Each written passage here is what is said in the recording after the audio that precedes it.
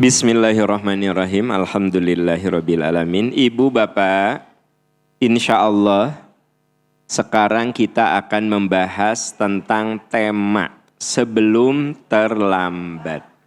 Sekedar untuk mengingatkan saja, kemarin kita membahas ada 3 istilah dalam Al-Quran bicara tentang waktu. Pertama, al-asr. Kata ini digunakan untuk menggambarkan bahwa kesuksesan itu ditentukan oleh kemampuan memanage waktu. Jadi orang-orang hebat, sukses pada bidangnya masing-masing, itu rata-rata jago, pinter, cerdas, smart, mengatur waktu. Ya, nah itu anak-anak Anda semuanya. Jadi nanti kalian akan jadi orang-orang hebat, amin. Kuncinya satu ya nak ya, pandai memanage waktu. Makanya yang kita latihkan pada anak-anak itu, jam berapa sayang bangun tidur? Jam berapa? Jam 3, nih anak-anak tuh sudah bangun.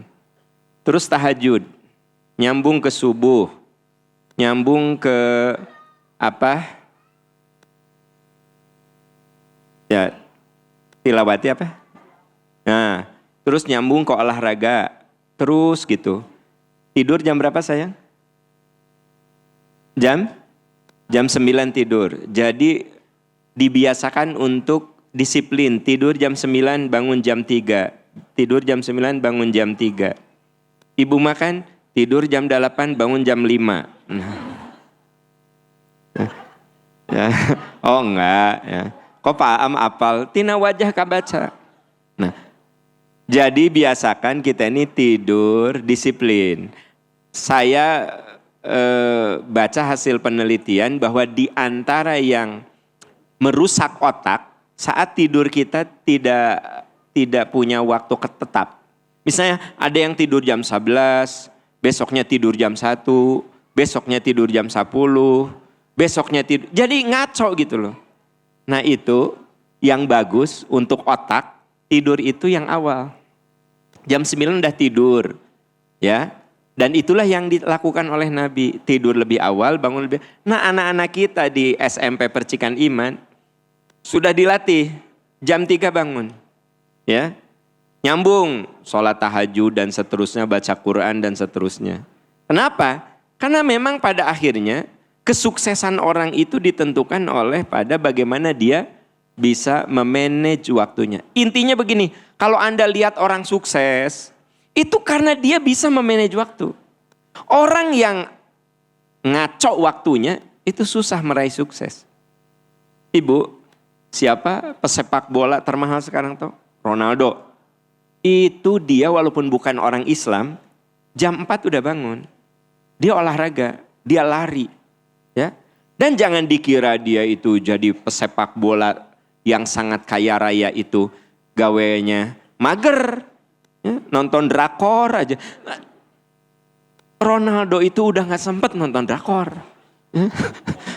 Tapi dia latih ya kan. Nah gitu, jadi sebenarnya gak ada kesuksesan gratis. Kesuksesan itu pertama dimulai dari al-asr, kemampuan memanage. Yang kedua, kemarin kita bahas ada yang namanya dahrun. Dahrun teh bukan dahar. Dahrun dalam bahasa Al-Quran dalam surat Al-Insan, hal ata alal insani hinu minad dahri. Manusia teh kudu sadar awalnya tiada, kemudian menjadi ada, nanti tiada lagi. Jadi semua yang hadir di sini sekarang di zaman berada di dunia. Nanti kita akan habis. 100 tahun yang akan datang, semua yang hadir di sini, bahkan yang baru lahir hari ini, sudah tidak ada. Kalaupun ada mungkin 1, 2, tapi insya Allah hari ini mah sampai 150 ge. Nah kan gitu. Jadi maksud saya apa? Awalnya tiada menjadi nanti itu namanya dahar. Nah, yang ketiga ajal. Ajal itu artinya kudu sadar sesadar-sadarnya segala sesuatu itu akan ada ujungnya. Ajal itu kan artinya akhir dari segala sesuatu. Kalau Bapak, Ibu oleh Allah sedang diberi sehat, waspada. Gunakan kesehatan dalam kebaikan, nanti ada ajal. Ada ajal itu maksudnya ada saat sakit. Saat kita diberi umur, nanti ada ajal. Bahkan saya pernah jelaskan bahwa watil kal ayyamu nudawiluha bainan nas. Roda kehidupan itu kami putar antar manusia. Peradaban saja itu ada jatuh bangun, ada ajalnya. Ya. Dulu Eropa itu menguasai peradaban. Ajal mati, muncul peradaban Islam di abad pertengahan. Kemudian mati lagi peradaban Islam, muncul peradaban Barat. Terus aja berkesinambungan. Cina dulu tidak diperhitungkan. 50 tahun yang lalu, Cina itu lebih miskin daripada kita. Cina itu 50 tahun lalu. Sekarang Amerika saja udah kutar-ketir ngadepin Cina. Ya kan? Nah, saya ingin cerita, semua itu Allah putar, ada ajalnya, ya. Nah, jadi kemarin kita bahas 3 macam waktu yang dijelaskan dalam Al-Qur'an, Al-Asr, Ad-Dahru dan nah, sekarang kalau bicara waktu, bicara umur. Ada 3 macam umur. Pertama, umur kronologis. Apa, Bu? Ya. Umur kronologis dihitung berdasarkan waktu yang akurat. Jadi umur biologis itu, umur kronologis itu dihitung berdasarkan waktu yang akurat. Pasti itu umur kronologis. Saya bisa bertanya, berapa umur Ustadz Aan, akan pasti lahirnya kapan, tanggal berapa, jam berapa, tahun berapa, itu kronologis. Jadi kronologis itu menggambarkan umur yang bersifat pasti dan statis. Tanggal, hari, bulan, jam, itu namanya umur kronologis. Makanya yang suka ditanyakan biasanya umur kronologis. Ibu usia berapa? 60. Ah, ibu 60. Sama dengan ibu saya. Nah, itu umur apa? Ibu lahir kapan? Tanggal berapa? Saya lahir tanggal 3 Januari tahun 65. Ah, ibu saya tanggal 4. Jantan beda sadinten atau serangan ibu saya. Itu namanya umur apa? Kronologis, ya. Umur kronologis. Jadi saya, ibu, bapak punya yang namanya umur kronologis. Karena umur kronologis ini pasti, maka tercatat di akte kelahiran. Ya, itu umur kronologis. Nah, umur kronologis ini tergantung kita mau menggunakan tahun Komariah atau tahun Syamsiah. Tahun Syamsiah atau yang kemarin saya sebut dengan solar system, yaitu bumi mengitari matahari, maka kalau dibandingkan dengan bulan mengitari bumi, selisihnya 11 hari. Nabi Muhammad wafat usia 63, itu 63 dalam hitungan hijrah. Tapi dalam hitungan Masehi sebenarnya umur beliau 61. Bagaimana cara ngitungnya? Gampang, 11 kali 60. Berapa? 660, berarti kurang lebih 2 tahun kan? Nah, berarti Nabi Muhammad SAW wafat kalau tahun hijrah itu 63 tahun, kalau tahun Masehi itu 61 tahun. Gitu. Kalau misalnya si fulan itu ditanya, Pak usia berapa? 60. Maka itu ternyata menggunakan penanggalan Masehi. Kalau penanggalan hijrah mah bukan 60, umur nanti 62. Karena 11 kali 60, seberapa 660 dibagi. Udah, jadi dengan demikian ya, kalau umur saya itu secara Masehi 60, sebenarnya saya udah 62. Tapi saya lebih suka nyebut 60. Lumayan 2 tahun gitu. Hari cece atau 2 tahun enggak. Nah, ya. Jadi dengan demikian umur kronologis itu umur yang menggambarkan waktu yang akurat. Nah, yang kedua umur biologis. Umur biologis menggambarkan seberapa sehat tubuh kita.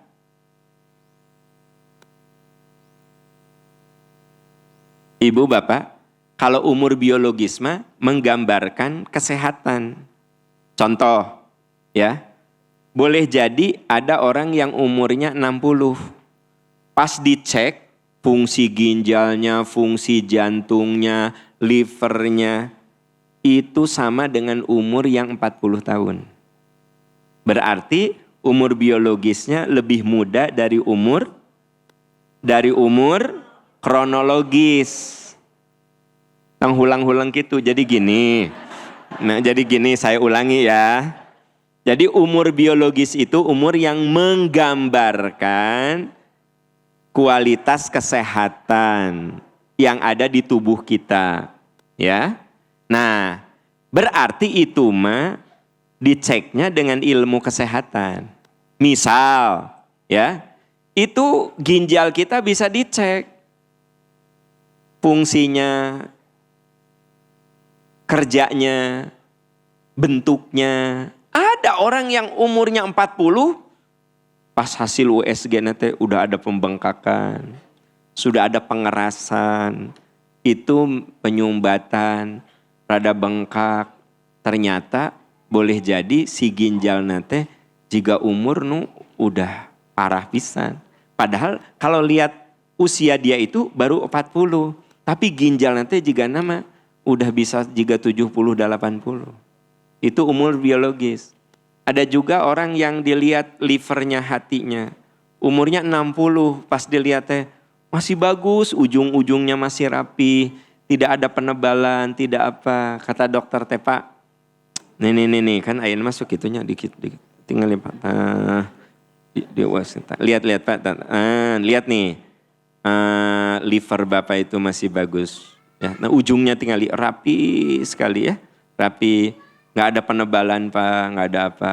Usia Bapak berapa? 60. Masya Allah Bapak, ini livernya masih bagus. Kenapa gitu dok? Ya ada juga Pak, di usia 60 teh liver nanti gesararoeh Pak. Gesararoeh, kan ujung-ujungnya sudah bentuknya nggak rapih lagi, udah reges. Udah gitu udah ada pengerasan Pak, udah gini. Nah, jadi itu mah kudu ku dokter. Umur biologis mah. Ya, umur biologis. Nah, contoh, ada orang yang umurnya 60, tapi dia bisa push up, sit up yang seperti umur 30. Mungkin enggak? Mungkin. Tapi ada umur yang 30 baru push up tilu teh gucuplak langsung. Ayo lagi, gucuprak deh. Umurnya 30, tapi baru push up 3 kali udah gitu kan. Itu umur Nah, ternyata Bu, umur biologisme dipengaruhi oleh satu gaya hidup. Umur biologisme dipengaruhi oleh gaya hidup. Gaya hidup itu seperti pola makan, intensitas olahraga, kualitas tidur, itu namanya gaya hidup. Anda jangan dikira Islam tidak mengajarkan gaya hidup. Islam mengajarkan kita gaya hidup yang sehat. Ya, kenapa Nabi ngajarin kita gaya hidup yang sehat? Pola makan, intensitas olahraga, kualitas tidur. Kenapa coba? Nabi ngajarin tidur lebih awal, bangun lebih awal. Ya, pola hidup, pola makan, itu namanya gaya hidup. Supaya apa? Supaya umur biologisnya panjang. Terus lingkungan, ya, orang yang sering terpapar polusi, ya, terpapar kimiawi, itu lingkungan. Makanya orang tua dulu mah kan tidak ada minum boba ya. Boba. Ya kan? Boba. Minum teh pahit, kopi pahit. Padahal hidup mereka kan pahit ya, tapi kopi pahit, teh pahit ya kan? Jadi hirup nate sayur-sayuran pahit, pare apa-apa. Dasar rehat. Abah engkon tuh sehat begini. Karena memang abah engkon mah kan tara. Abah engkon mah nggak pernah gitu minum boba. Ya tara kan bah? Tara boba. Ari anda mah boba umur geus 50 dikasih boba sakenyot geus seep atuh. Ngumut put udah habis lagi gitu. Jadi sekarang ini banyak orang yang di usia muda tapi udah banyak penyakit, boleh jadi karena lingkungannya. Lingkungan di situ ya bisa saja dia terpapar oleh alam yang sudah tidak bersahabat ya. Polusi yang luar biasa. Sekarang dari knalpot aja di kota-kota itu udah luar biasa. Matak saya teh kalau datang ke sini benar-benar menghirup udara yang segar, ya kan? Oksigen di sini tuh saya berani jamin masih jauh bersih. Ya. Dibanding jeung Ujung Berung, ya. Maaf ya Ujung Berung.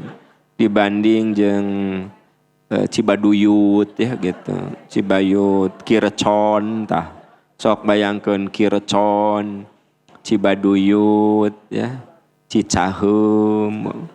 Ya, kalau dicek udaranya dengan di sini jauh gitu. Nah, itu lingkungan, terus kebiasaan ya. Jadi saya lagi cerita umur biologis itu dipengaruhi oleh gaya hidup, oleh lingkungan, oleh kebiasaan. Ya, kebiasaan itu seperti merokok, kebiasaan mager kieu rebahan ya kan gitu, rebahan. Terus ada juga yang memang karena faktor genetik ya gitu, genetik. Nah, kalau genetik mah kan mungkin di luar kendali kita ya, genetik. Tapi kan ada yang bisa kita kendalikan, gaya hidup bisa kita kendalikan, lingkungan, kebiasaan. Nah, Islam mengajari kita untuk punya umur biologis yang panjang. Kenapa? Karena Nabi mengatakan al-mu'minul qawiyyu khairun wa ahabbu ilallah minal mu'minid dhaif. Mukmin yang kuat, yang jarang sakit, lebih Allah suka daripada yang sakit-sakitan. Ibu kenapa enggak ngaji? Diare. Minggu beri, ibu kenapa enggak ngaji? Iya. Baru pecah-pecah lihat Pak Am ya. Minggu berikut lagi, ibu kenapa nggak ngaji? Duka dalang abdi telieur. Jadi minggu berikut lagi, ibu kenapa nggak ngaji? Duka dak di teh Pak kita di teh. Ujung ngejengklak atuh Pak Am. Duh ya. Hari umurna udah 70 mah saya masih terima. Iya umur 30 genep atuh. Umur 36, wah gawe ngejengklak iya, diare lah, barusuh lah, kamari, roromeheun jadi. Roromeheun. Jadi kakinya mengalami perpecahan. Coba bayangkan Bu, mun saya punya murid seperti itu, rudet. Ya, kalau punya murid yang sakit-sakitan, makanya Allah suka kepada mukmin yang kuat. Nah, mukmin yang kuat itu artinya dia bisa menjaga umur biologis dari mulai gaya hidup, lingkungan, kebiasaan yang tidak bisa kita lawan ya genetik. Dan genetik mah itu mah kita terima dari nenek moyang kita, gitu. Ya itu yang tidak bisa kita kendalikan, tapi yang lain bisa kita kendalikan. Jadi kenapa kita kudu gaya hidup sehat? Lingkungan bersih, kebiasaan itu kudu benar, kudu baik.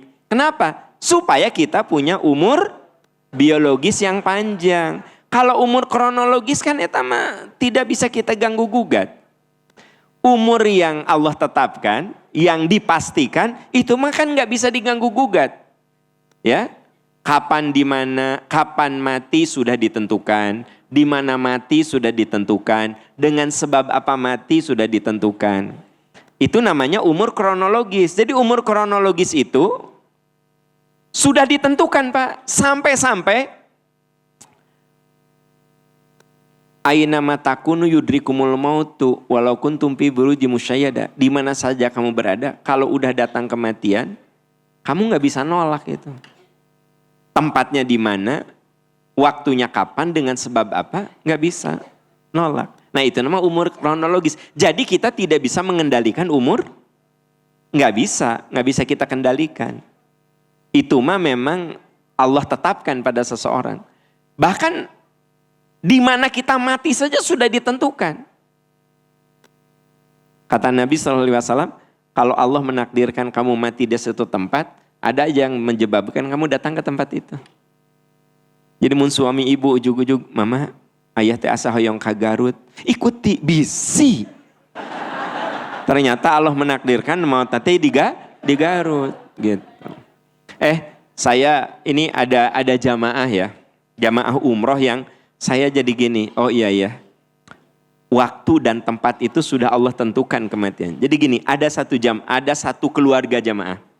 Kabayang teh, Oktober dia sudah daftar mau umroh dengan percikan iman 18 orang.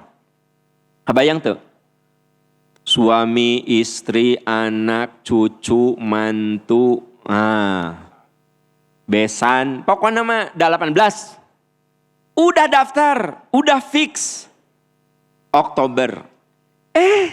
Tiba-tiba si bapak nu penyandang dananya malah anu ngabiayaan sadayana teh.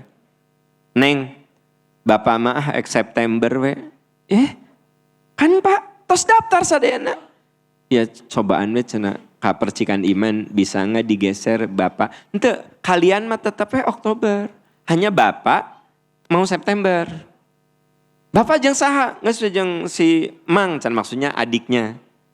Bu, qadarullahnya ya dah memang udah gitu. September teh penuh.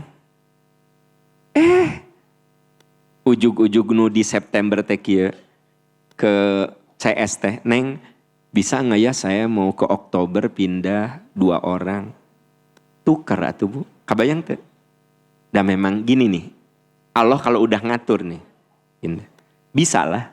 Jadi si bapak itu yang tadinya rencana Oktober, September, berangkatlah. Ibu bapak, kan kalau dari hotel kita ke masjid itu talbiyah. Jadi talbiyah itu dibaca dari mulai kita di pesawat. Labbaika Allahumma umratan, terus talbiyah. Labbaika Allahumma labbaik, labbaika la syarika laka labbaik, innal hamda wan ni'mata laka wal mulk, la syarika lak. Labbaik Allahumma labbaik. Itu dari pesawat. Landing. Lalu dari Jeddah menuju Mekah itu di bis itu talbiyah. Banyak talbiyah ya. Nah, nyampe di hotel ya. Nah, lalu ditentukan misalnya habis sarapan kita umroh. Kebayang tuh Bu. Dari hotel ke masjid sambil jalan teh talbiyah.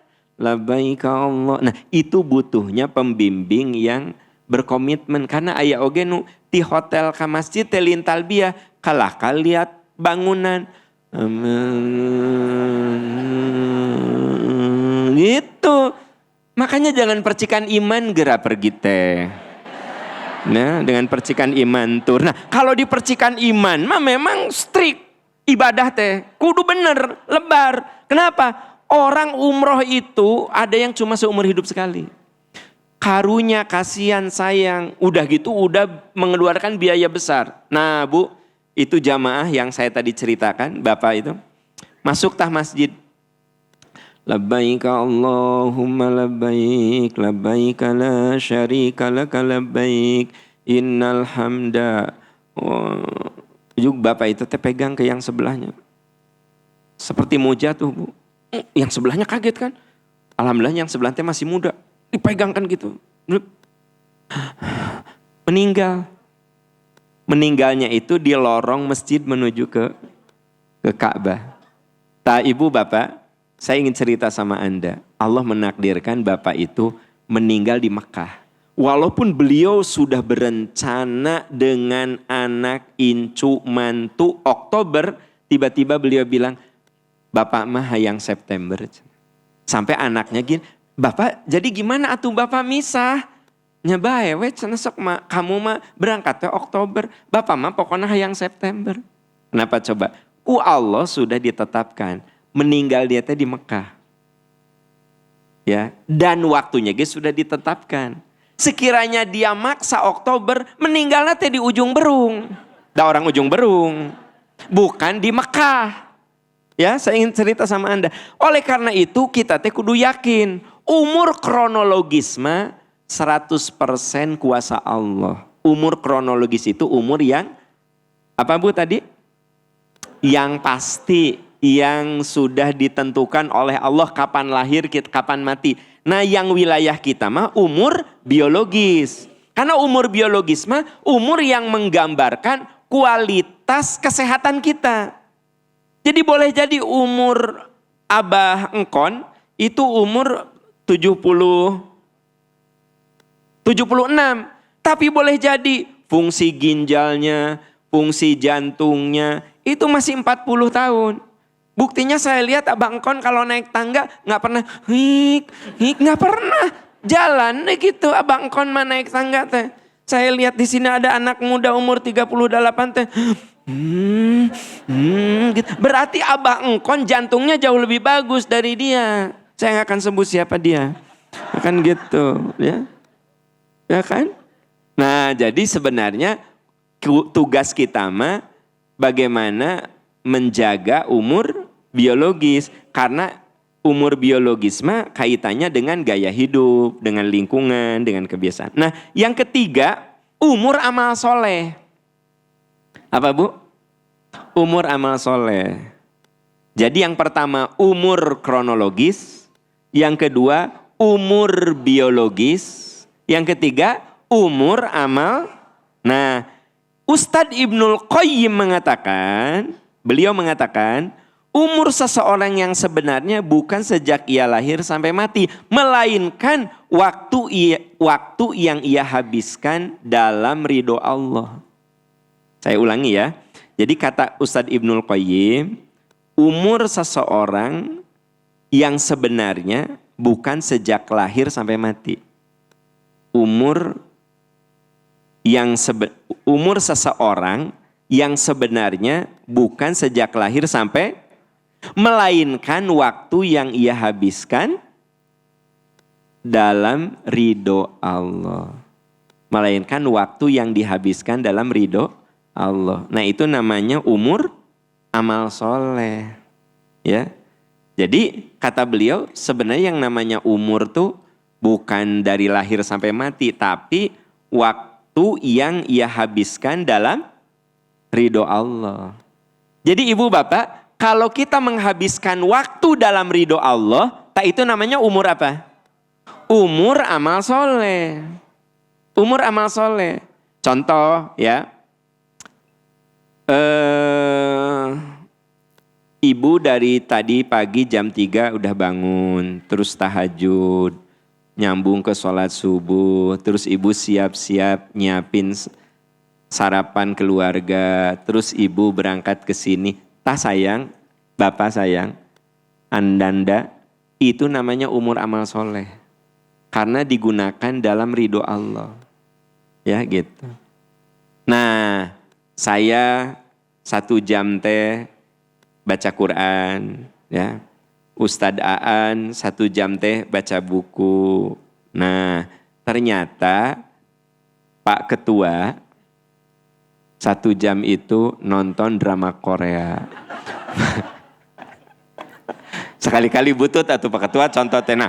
Maka sebenarnya yang menghabiskan waktu dalam amal soleh teh saya dan Ustadz Aan.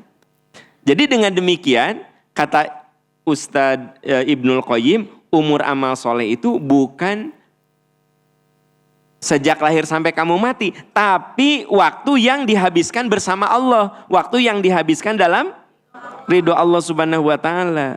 Nah, boleh jadi ada orang yang umur kronologis. Tadi umur kronologis itu umur apa?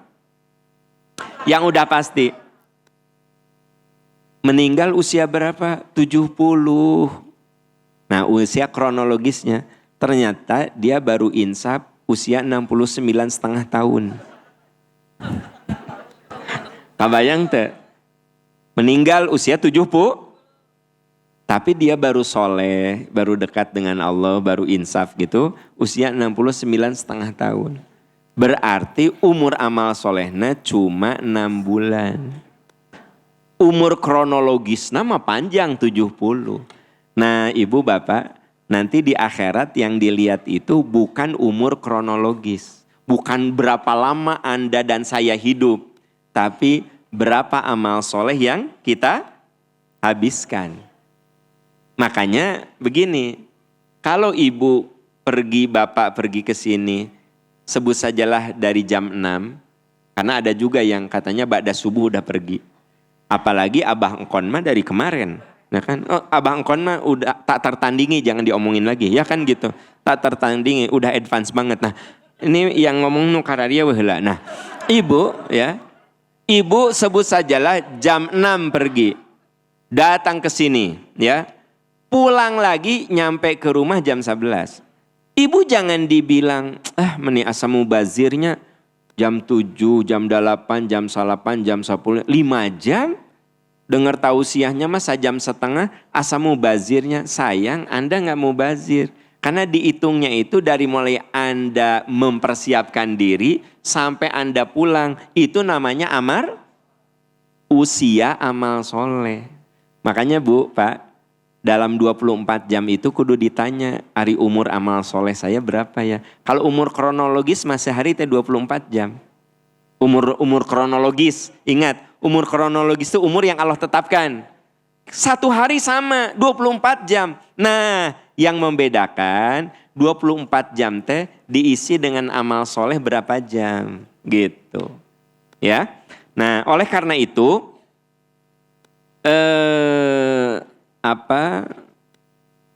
umur amal soleh ditentukan oleh satu amal yang bermanfaat. Ya, yang pertama ditentukan oleh amal yang bermanfaat. Amal ibadah.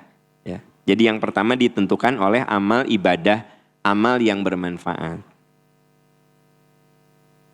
Yang kedua, amal jariyah. Amal jariyah. Yang ketiga, dengan silaturahmi. Jadi yang bisa memperpanjang umur amal soleh itu satu, amal ibadah. Atau amal yang ya amal ibadah lah, sholat, puasa, datang ke majelis taklim. Itu amal yang penuh kemanfaatan. Termasuk ibu menyiapkan segala sesuatu dalam rumah tangga. Bapak pergi ke kantor untuk mencari nafkah. Itu namanya amal ibadah yang bermanfaat. Tapi juga ada amal soleh. Kalau amal soleh makan kita tahu ada anak yang amal jariyah ya. Amal jariyah makan amal yang kemanfaatannya baru dirasakan setelah kita wafat. Misalnya ilmu yang manfaat, anak yang soleh, harta yang dirasakan kebaikannya oleh orang lain. Nah ternyata ada satu lagi amal yang memperpanjang umur amal soleh itu, yaitu silaturahmi. Jadi ibu bapak, silaturahmi itu bisa memperpanjang amal soleh, memperpanjang umur. Man ahabba ayyub satolahu fi rizqihi, siapa yang ingin diluaskan rezeki, dipanjangkan umur, falyasil rahimahu. Jadi kalau ibu diajak silaturahmi ku suami, kudu seneng, mah orang kaditu ya ke ujung berung, itu uwa sakit. Hah? Mace sok we aya. Sorangan ujung berung mace. Jaba kita rusak jalanan naik kaluhur kan. Ibu ibu teh kalau ingin panjang amal jariahnya, hayu ayah gitu silaturahmi. Mah, kita nengok yuk, eta teman ayah sakit. Di mana? Di Majalaya. Majalaya. Jadi lewat dayeuh kolot atuh. Bu, tak ibu teh kudu kieu. Iya ayah, hayu kapan? Besok we jam 10 ya. Yuk siap-siap mah jam. Gitu lem. Majalaya. Ibu, sebenarnya itu memperpanjang amal soleh. Jadi mulai hari ini kalau diajak silaturahmi, teh salah satunya misalnya nengok orang sakit itu silaturahmi.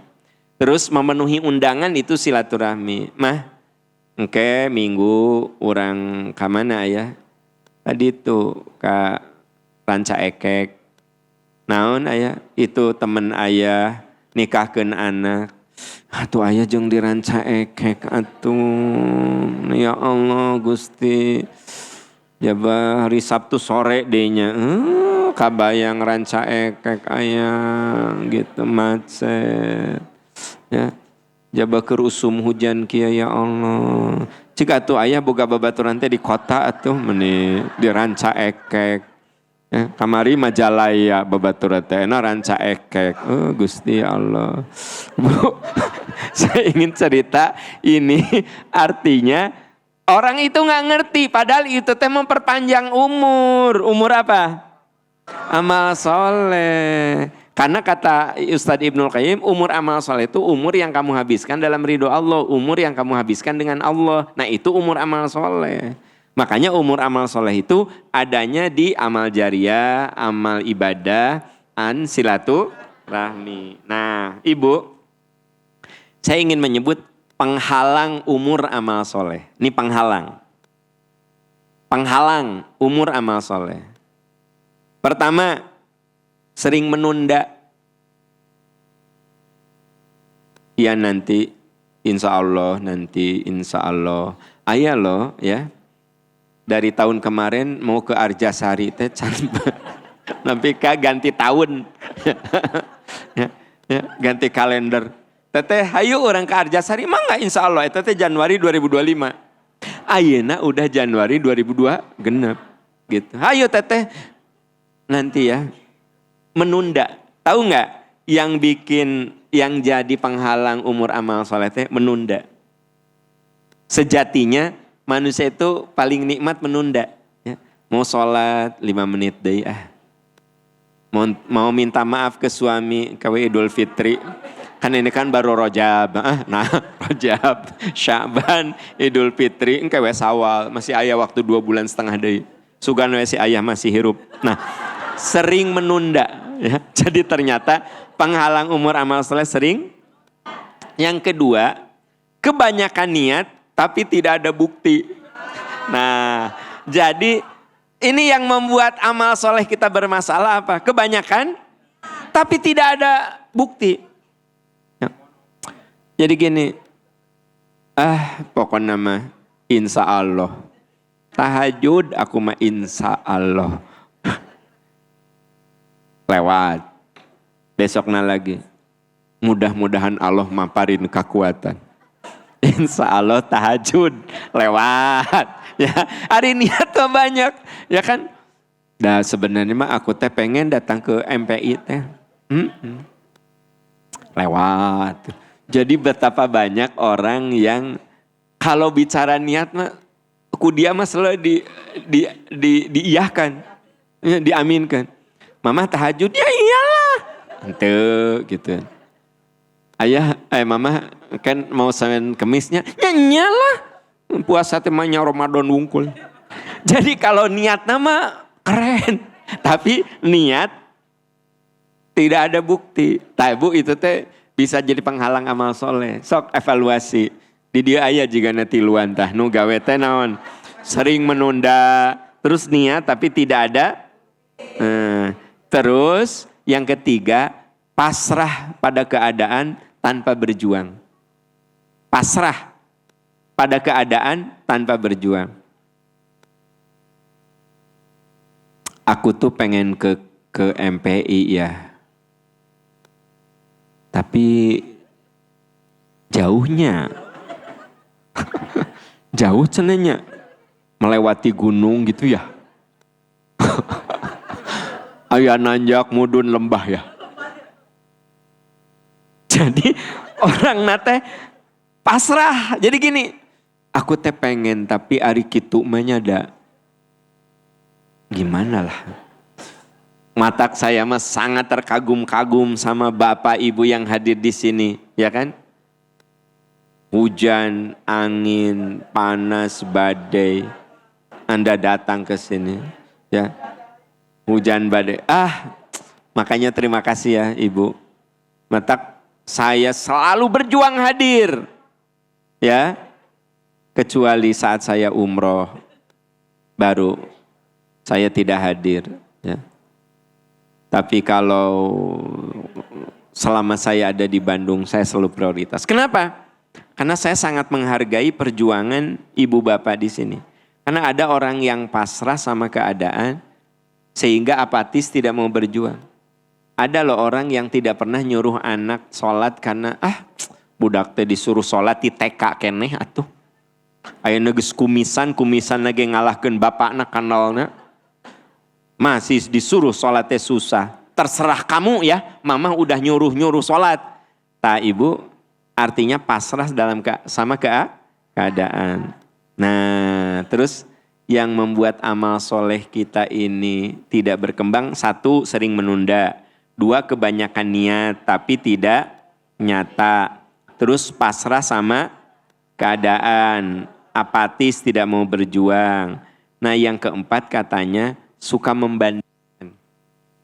membandingkan diri kita dengan orang lain. Membandingkan. Hidup mah jangan suka membandingkan. Hari kamu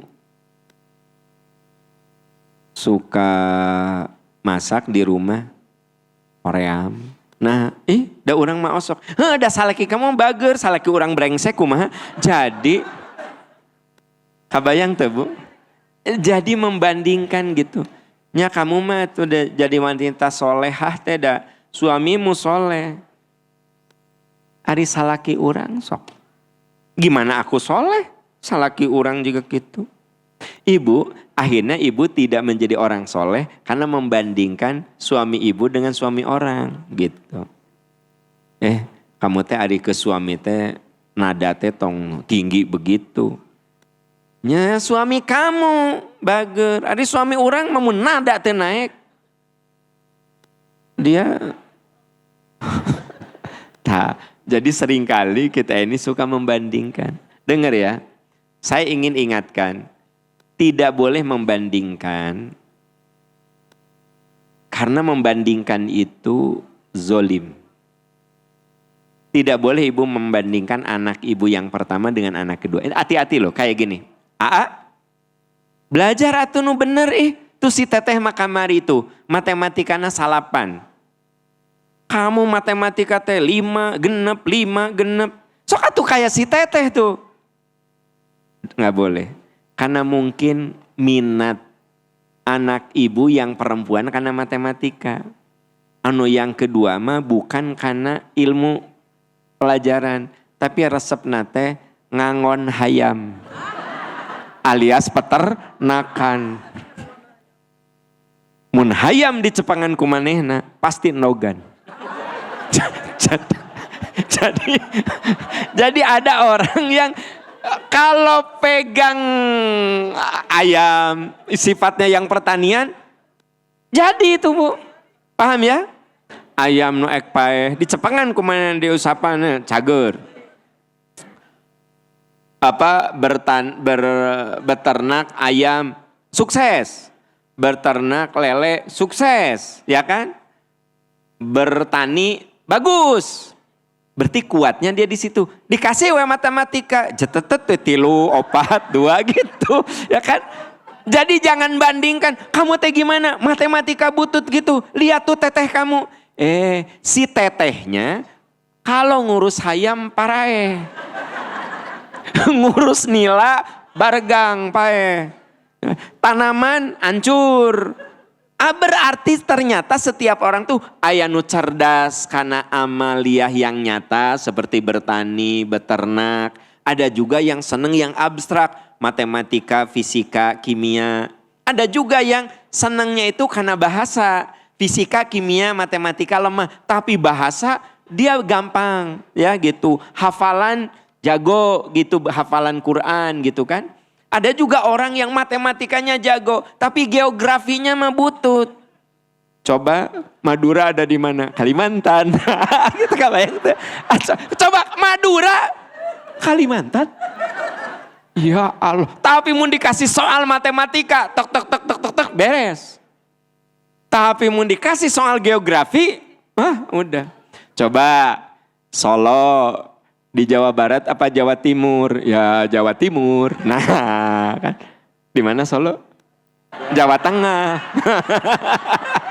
Kan gitu. Jadi Ibu, saya ingin cerita betapa membandingkan itu tidak adil. Karena setiap orang punya minat beda-beda. Punya minat yang beda-beda. Maka tidak boleh katanya anak pertama kamu mahnya matematika temeni jelek. Lihat tuh si teteh meni bagus, kamu mah kalaka. Nah, nggak boleh. Lihat tuh keahlian dia mah bahasa. Udah kuatnya di bahasa. Keahlian dia mah senangnya karena hafalan gitu. Ya. Jadi beda-beda. Ibu ya. Ada yang senang masak. Masak apapun enak. Ayo oke senang mencicipi. Jadi jago mencicipi. Enak. Enak. Enak. Tapi mun masak sok teh enak manehna teh. Ari ngeritik mah jago. Ya teh kurang ini ya. Kurang garam ya, kurang gula ya, ini teh kurang manis ya, harusnya kamu gini. Ya. Tapi mun manehna masak hancur, tapi mun ngeritik. Ini kurang matang nih. Kamu naikin aja panasnya ya, 2 menit lagi. Top. Aring komen gitu jago. Masak manehna hancur. Jadi setiap orang beda-beda, ya nggak sih? Iya. Makanya sebenarnya kita ini jangan suka membanding-bandingkan. Karena membandingkan itu tidak adil. Bapak boleh negur istri, jangan sekali-kali dibandingkan dengan wanita manapun. Mama olahraga biar sehat, mah. Sehat itu mahal, sok olahraga biar sehat. Minimal mama jalan kaki, bisa senam, sok. Olahraga mah sehat. Bagus nggak? Iya nggak bagus, coba lihat sekretaris ayah. Si Eca tuh, badannya keren banget mama. Pengker atuh mama ya nate. Berarti pernah nyepeng ngopong pengker gitu, bener tuh. Atuh mah ya nate pengker. Jika buras mama. Eca tah sekretaris ayah pengker. Kan mamah mah meni rada ngaplek ieu nya. Jadi yang bikin sakit hati itu membandingkan. Enggak boleh lah dibandingkan ya, gitu. Anak-anak siswa nanya apa itu pengker.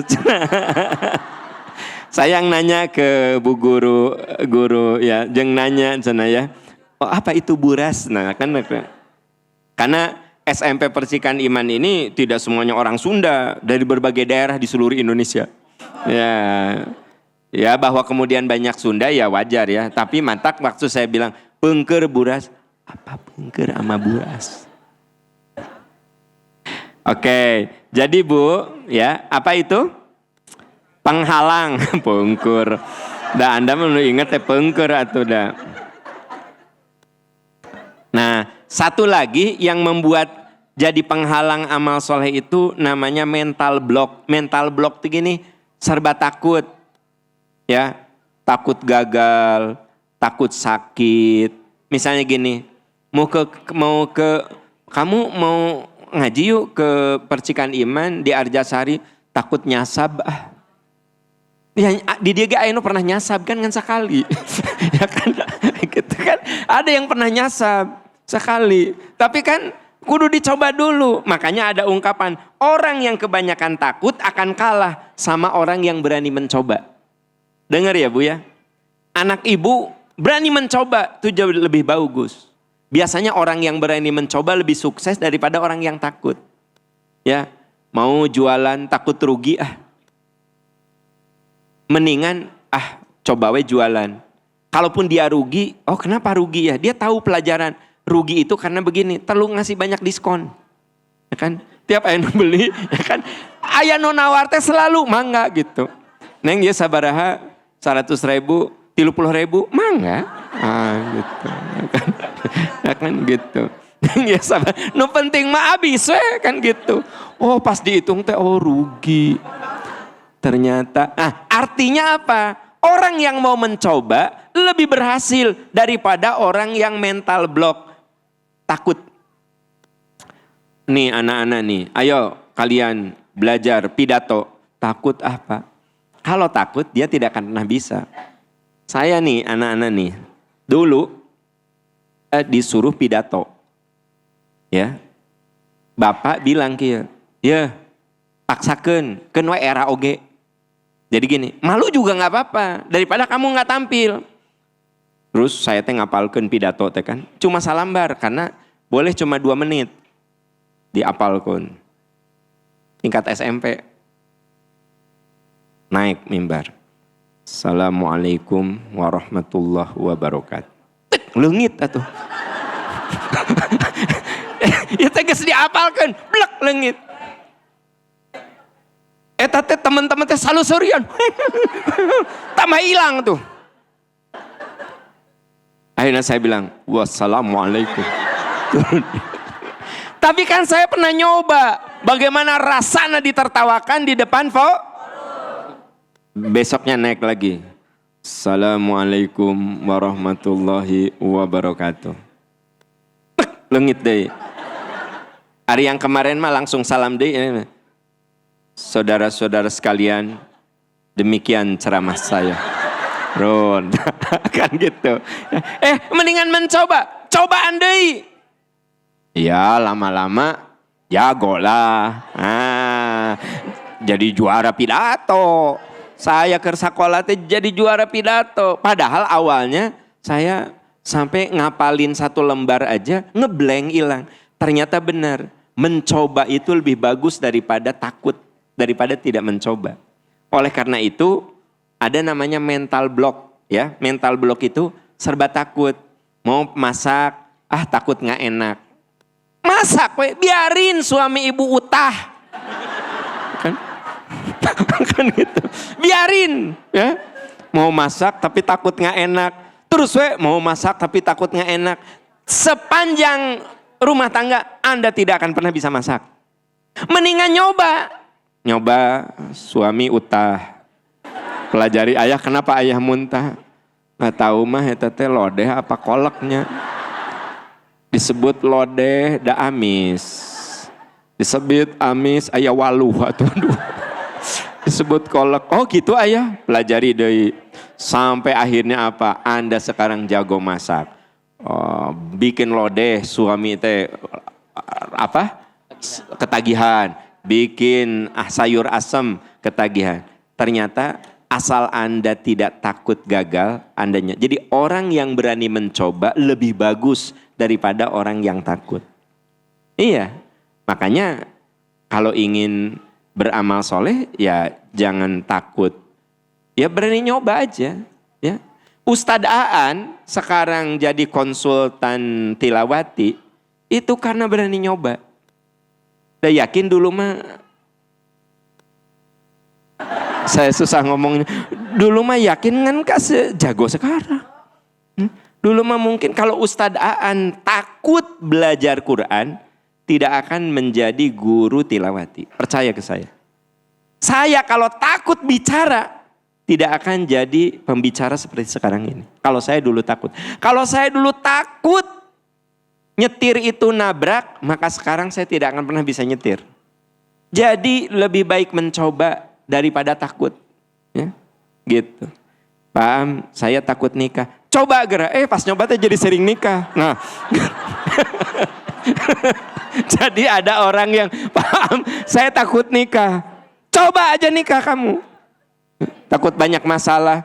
Kamu nikah ada masalah, nikah juga ada masalah. Tapi kalau kamu nikah, masalahnya jelas. Nikahlah.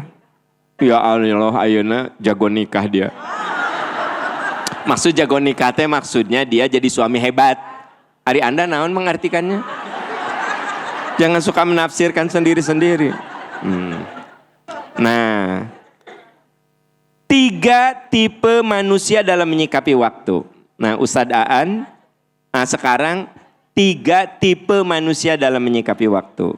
Tadi saya menyebutkan tentang 3 macam umur. 1 umur kronologis, 2 umur biologis, 3 umur amal. Terus saya sebutkan faktor-faktor penyebab kenapa orang itu lemah di amal soleh. 1, sering menunda. 2, banyak niat. 3, suka membandingkan. Karena membandingkan akhirnya merasa gak pede. Kamu ngaji ya? Kamu mah kan udah bisa baca Quran. Aku mah belum. Kira-kira dia mau ngaji gak? Enggak, karena gini, kamu mah kan udah bisa baca Quran. Kamu ke pengajian ya, punya teman di sana, punya lah. Ya aku mah kan nggak punya teman. Akhirnya dia jadi nggak ngaji. Jadi jangan suka membandingkan. Udah aja jadi diri kita sendiri. Dan terus suka kena mental block. Jadi terlalu takut. Ingat loh, mencoba itu lebih baik daripada Anda takut dan akhirnya tidak mencoba. Ya. Dan orang-orang sukses karena dia berani mencoba. Orang sukses itu dia berani. Orang yang sukses bisnis karena dia mencoba bisnis. Karena mencoba mungkin nggak dia pernah rugi. Mungkin gitu kan. Orang yang jadi pembicara handal mungkin nggak dulunya dia pernah dipermalukan di forum. Mungkin. Tapi karena dia mencoba dia belajar. Nah sekarang bagian yang berikutnya tipe manusia dalam menyikapi waktu. Ya, tipe manusia dalam menyikapi waktu. Ada degradasi, stagnan, dan progresif ya. Nanti akan saya jelaskan. Ustadz Aan, silakan dibaca surat Fatir ayat 32. Sudah ada Bu? Baik. Kita baca ta'awudz, kemudian kita baca ayatnya. A'udzu billahi minasy syaithanir rajim. Tsumma awrasnal kitaba alladzina astafaina min ibadina. Faminhum zalimun li nafsihi wa minhum muqtasid wa minhum sabiqun bil khairati biiznillah zalika huwal fadlul kabir. Sadaqallahul azim. Ibu bapak, ini tipe manusia dalam menyikapi waktu. Tsumma awrathnal kitaba alladzina astafaina min ibadina. Kami berikan Al-Quran kepada hamba yang kami pilih, yaitu Nabi SAW. Lalu Quran itu disebarkan kepada kita semua. Maka di antara kita ada yang menyikapi waktu dan menyikapi kebenaran itu dengan zolimul li nafsi.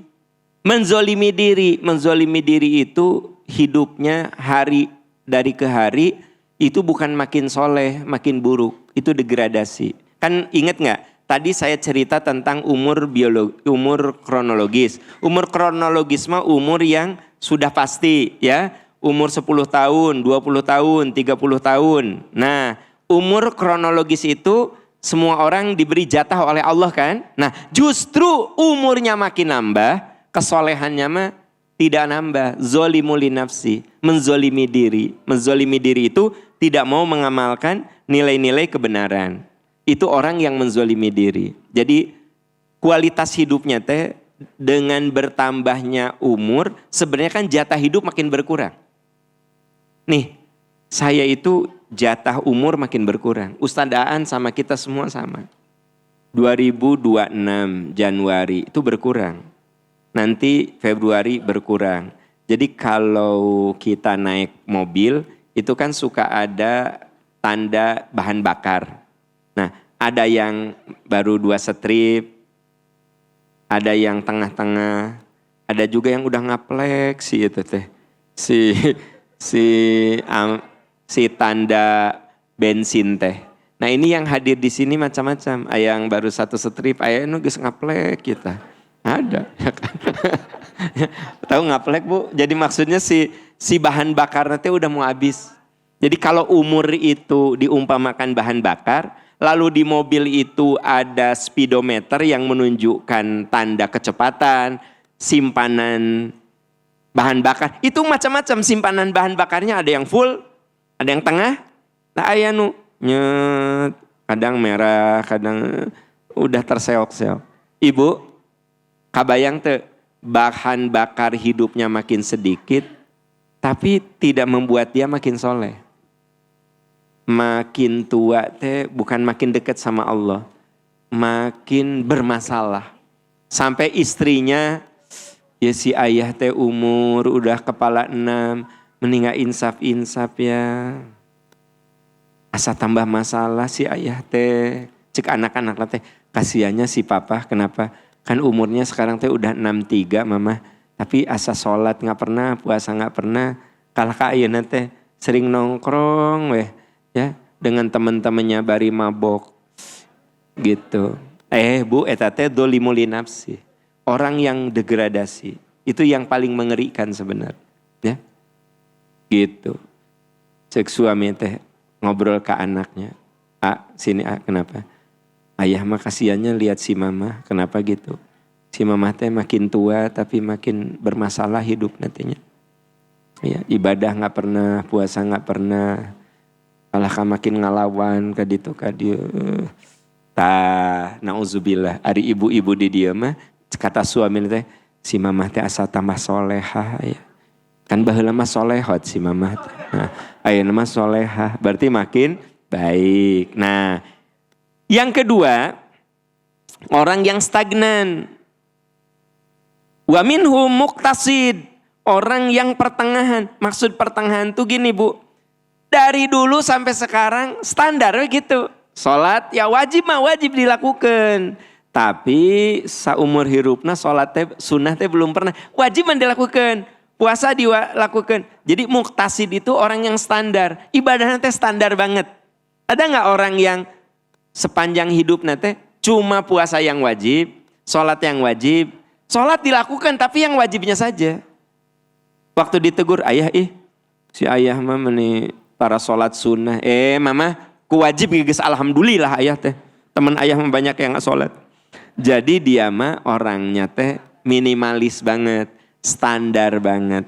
Pokoknya malah rukun Islam, puasa dilakukan, sholat dilakukan, zakat dilakukan.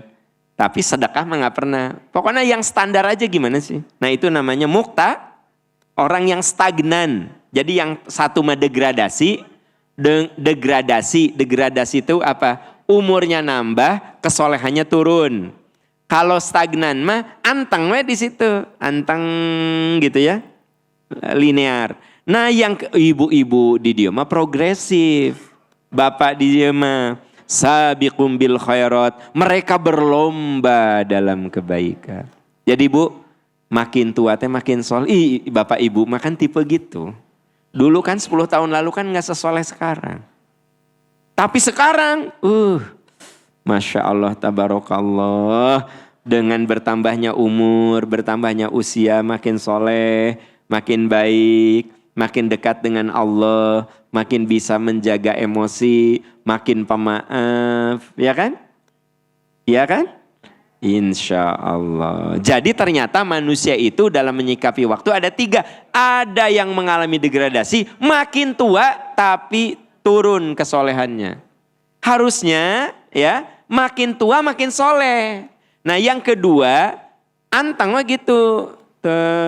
Tapi yang wajib-wajibnya saja. Yang ketiga, orang yang makin tua makin soleh. Jadi makin tua makin soleh. Nah itu sangat berpeluang husnul khotimah. Jadi orang yang husnul khotimah itu orang yang bertambah umur, bertambah kesolehannya. Yang na'udzubillah su'ul khotimah itu bertambah umur tapi makin menurun kesolehannya gitu. Nah, maka tugas kita adalah bagaimana kita menjadi orang yang sabiqum bil khairat biiznillah dzalika huwal fadlul kabir. Kalau kita menjadi orang yang sabiqum bil khairat, itulah karunia yang besar. Ibu kalau baca di ayat 33-nya, karunia yang besar itu adalah jannatu aden. Mereka masuk ke dalam surga Aden. Surga Aden itu surga tertinggi setelah Firdaus. Jadi Firdaus tertinggi, surga Aden, Jannatul Naim, Jannatul Ma'wa gitu. Ada yang bilang, Pak Am, saya emang gak hafal nama-nama surga. Itu kudu apal, nu penting kamu masuk surga. Ini sedih, saya teh sedih sekali. Kenapa? Saya gak hafal nama-nama surga. Saya teh taunya cuma Firdaus aja gitu. Ada Firdaus, ada sebenarnya tidak terlalu penting juga ngapalin nama-nama. Yang penting itu punya tiket masuk. Itu ya yang paling pokok mah nggak usah terus saya berkutat ngapal ke nama surga gitu ya. Ibu, insya Allah minggu depan akan kita bahas bagian tentang supaya waktu penuh makna. Minggu depan insya Allah. Kita akhiri dengan doa kafaratul majlis. Subhanaka Allahumma wa bihamdika asyhadu an la ilaha illa anta astaghfiruka wa atubu ilaik. Walhamdulillahirabbil alamin. Wassalamualaikum warahmatullahi wabarakatuh.